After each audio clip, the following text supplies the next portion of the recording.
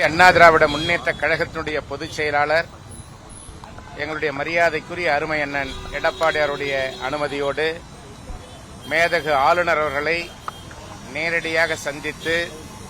ஏற்கனவே மேதகு ஆளுநர் அவரிடத்திலே கொடுக்கப்பட்ட புகார் மனுவின் மீதும் ஏற்கனவே சட்டப்பேரவை தலைவரிடத்திலே கொடுக்கப்பட்ட மனுவின் மீது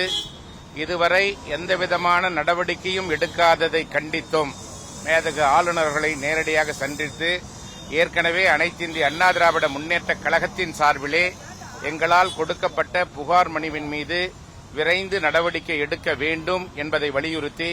இன்றைக்கு நானும் மரியாதைக்குரிய நாடாளுமன்ற மேலவை உறுப்பினர் அண்ணன் இன்பதுரை அவர்களும் மேதகு ஆளுநரிடத்திலே வலியுறுத்தி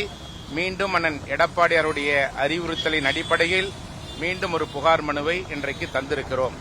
இந்த புகார் மனுவின் அடிப்படையில் மேதகு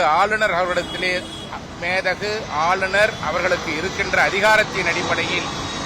நாங்கள் கொடுத்த மனுவின் மீது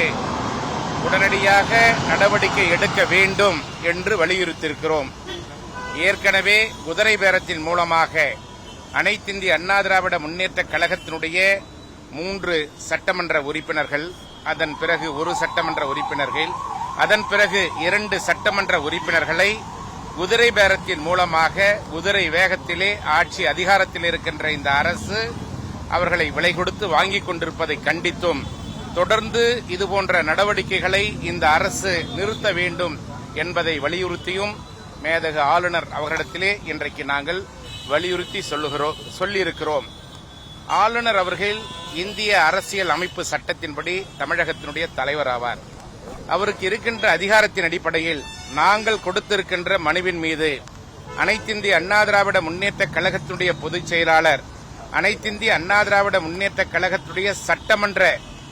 கட்சி தலைவராக இருக்கிற அண்ணன் எடப்பாடி அவர்கள் சொல்லியிருக்கின்ற கருத்துகளின் அடிப்படையில் உடனடியாக நடவடிக்கை எடுக்க வேண்டும் என்று வலியுறுத்திவிட்டு வந்திருக்கிறோம்.